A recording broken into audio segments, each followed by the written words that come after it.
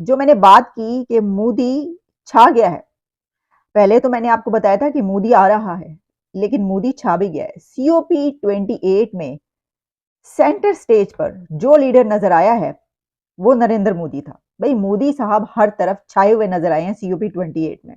अरे कहना क्या चाहते हो? और हमने देखा कि भारत के वजीर आजम भी गए हुए थे। हमारे वजीर आजम ने जितने भी इंटरव्यू दिए वो यही कहे कि लॉस एंड डैमेज फंड के हवाले से हमें पैसे दे दें, पैसे दे दें। एक तो बहुत ज्यादा उनको ये क्रिटिसाइज किया गया है। दूसरा तार साहब, ये हमें ये भी क्रिटिसाइज किया गया है कि हमारे प्राइम मिनिस्टर को उन्होंने पूरी पिक्चर के एक साइड कोने में खड़ा कर दिया।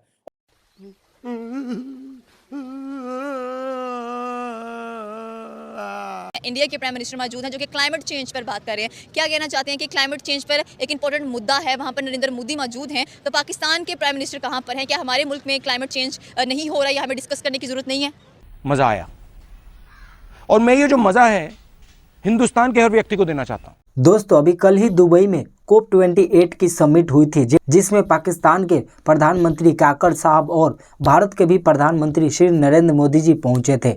वहां पे प्रधानमंत्री नरेंद्र मोदी जी फोटो में ऐसे लग रहे थे जैसे कि उस पूरा समिट को ही लीड कर रहे थे। वहीं पाकिस्तान के जो प्राइम मिनिस्टर है काकर जी, उनको फोटो में सबसे पीछे रखा गया है। इसको लेकर पाकिस्तानी मीडिया में और वहाँ की जनता में काफ़ी ज़्यादा बवाल मचा हुआ है। आइए वीडियो को देखते हैं और जानते हैं कि पाकिस्तानी मीडिया इस पे अपनी क्या प्रतिक्रिया दे रही है। उससे पहले वीडियो को लाइक, चैनल को सब्सक्राइब जरूर करें। वीडियो में बहुत ही ज़्यादा मजा आने वाला है। आइए देखते हैं। जो मैंने बात की कि मोदी छा गया है, पहले तो मैंने आपको बताया था कि मोदी आ रहा है, लेकिन मोदी छा भी गया है। सीओपी 28 में सेंटर स्टेज पर जो लीडर नजर आया है, वो नरेंद्र मोदी था। भाई मोदी साहब हर तरफ छाए हुए नजर आए हैं सीओपी 28 में।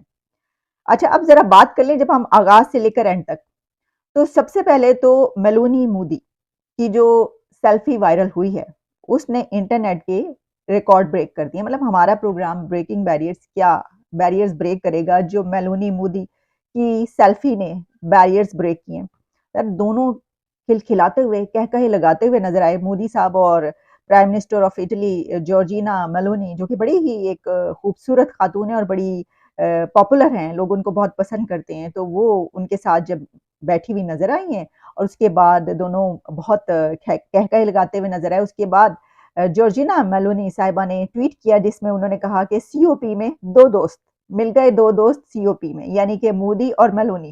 भाई क्या बात है, मुझे ऐसा लगा कि वो नहीं होता, कौन सा मेला होता है जी, कुंभ का मेला। कुंभ के मेले में कोई दो दोस्त गुम जाएं और फिर वो काफी अरसे के बाद मिले ना, तो मुझे देखकर ऐसे ही लग रहा था।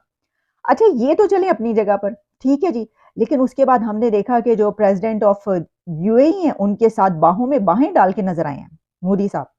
और पहले तो जरा मैं बात कर लूं, जरा दो दो हाथ में करना चाहती हूँ कि ये जो ग्रुप फोटो था, इसके अंदर हमारे प्राइम मिनिस्टर कहाँ थे, काकर साहब कहाँ गए? मुझे लगा कि ग्रुप फोटो के वक्त काकर साहब कहीं पतली गली से निकल गए हैं, लेकिन फिर वो नजर आ गए। और वो नजर आए सबसे ऊपर बिल्कुल कॉर्नर में। मतलब किसने कॉर्नर किया काकर साहब को इतनी ऊपर, बिल्कुल आखिर में किनारे पे जाके खड़े होने की क्या जरूरत थी सर?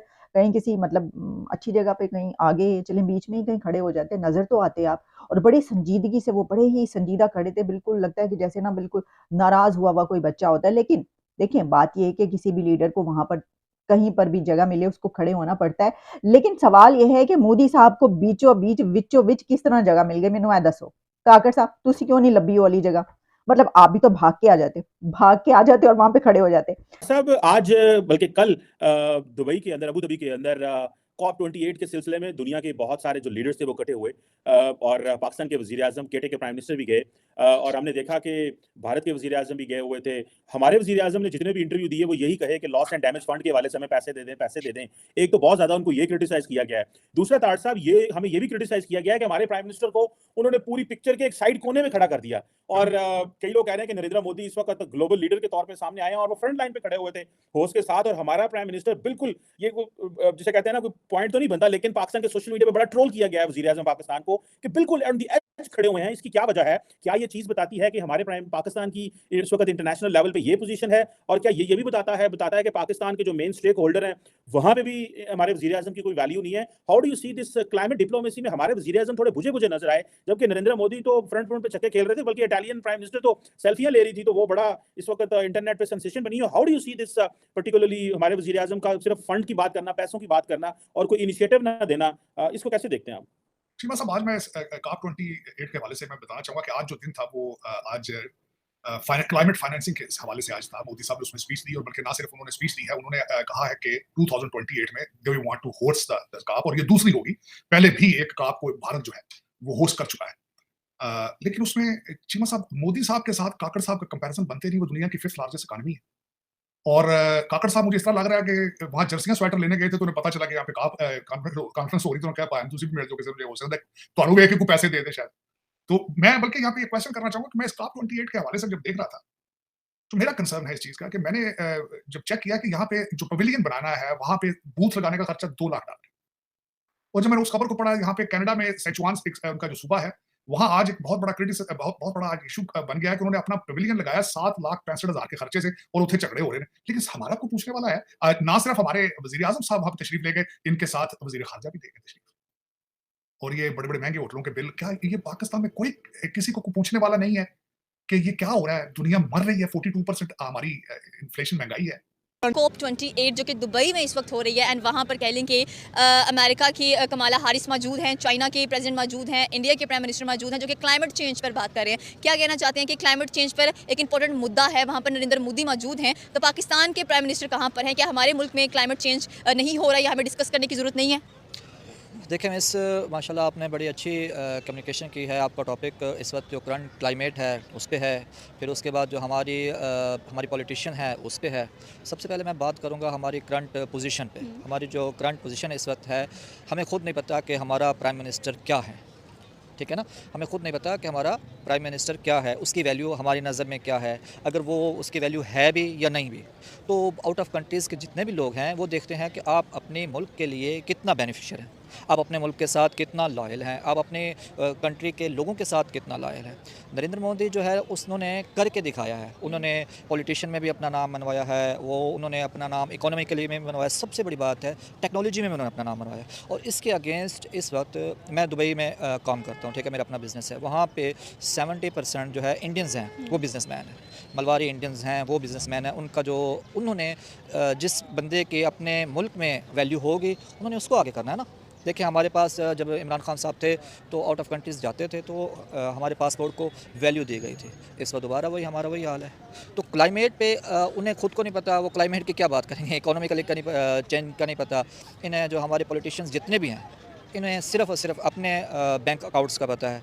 हमने जो है ना अपने बैंक्स ब्लैक मनी को वाइट मनी कैसे करना है, तो आपके सामने है। अगर देखा जाए तो दिल्ली जो इंडिया की एक सिटी है, एक स्टेट है, जहाँ पर देखा जाए तो स्मोक हमारी तरह वो भी बहुत ज़्यादा प्रॉब्लम फेस कर रहे हैं, सांस नहीं लिया जा रहा है, डिजीज़ मुख्तलिफ हो रही हैं। नरेंद्र मोदी वहाँ पर बैठ के एड्रेस करेंगे कि क्लाइमेट चेंज को इम्प्रूव करने के लिए क्या करना चाहिए हम लोगों को। जो फ्लड्स आ रहे हैं, फ्लड्स भी ऐसे आ रहे हैं जो कि बिल्कुल कह लें कि अपर सी लेवल होता जा रहा है, कंट्रोल करना मुश्किल हो रहा है। लाहौर में भी देखा जाए तो एक अमेरिकन साइंटिस्ट ने उसने खुद रिसर्च करके बताया कि भाई यहाँ पर रहने वाले लोगों की 7 साल जो ज़िंदगी है वो कम हो जाएगी, इतना बुरा इंपैक्ट पड़ रहा है। लेकिन हमारे पास कोई चीज़ स्टेबिलिटी, जैसे आपने कहा कि हमारे पास प्राइम मिनिस्टर ही परमानेंट नहीं है, तो फिर कौन जाएगा वहाँ पर बात करने के लिए? बात ये देखें कि मैं एक बिलोंग करता हूँ एक बैकवर्ड इलाके से, ठीक है ना, डिस्ट्रिक्ट राजनपुर सिंध में से मेरा जो है ना ताल्लुक है। हर साल वहाँ पे सैलाब आता है, हर साल वहाँ पे लोग आते हैं और विज़िट करके, कोई भी हो, एनी हो, गुरजानी साहिबान है, लेगारी साहिबान है, दिलशक साहिबान है, इवन के जो है ना शहबाज शरीफ साहब खुद भी गए हैं, ठीक है ना। लेकिन क्या है कि वो इसके लिए नहीं सोचते। अगर उन्होंने इसकी रुकावट के लिए, सैलाब की रुकावट के लिए उन्होंने कोई इक़दाम कर लिए तो फिर वो खाएंगे कहाँ से? जो एड आती है, इस वक्त तुर्की में जो काम हुआ था, आपको पता है कि अभी तो फ़लस्तीन में क्या उसको कहते हैं कि बमबारी चल रही है, इससे पहले तुर्की में ज़लज़ला आया था। अच्छा, वहाँ पर जो शहबाज शरीफ ने सामान दिया, जो एड दी, उन्होंने उनके अल्फाज पता है क्या थे? उन्होंने कहा कि आप हमारे लिए ना सोचें, आप अपनी कंट्री के लिए सोचें।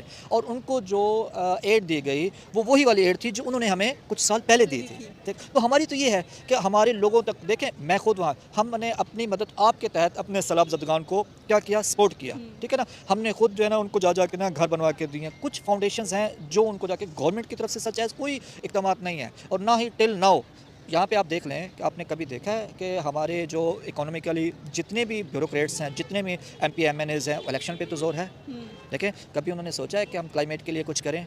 तो दोस्तों, आप लोगों ने देखा कि किस तरह से पाकिस्तानी मीडिया और वहाँ की जनता भारत के प्रधानमंत्री श्री नरेंद्र मोदी जी के बारे में तारीफ़ें कर रही थी और बहुत ही सारी बातें बता रहे थे कि नरेंद्र मोदी जी भारत के लिए ये किए हैं, वो किए हैं, और वो हमेशा भारत को आगे ले जाने की सोच रखते हैं।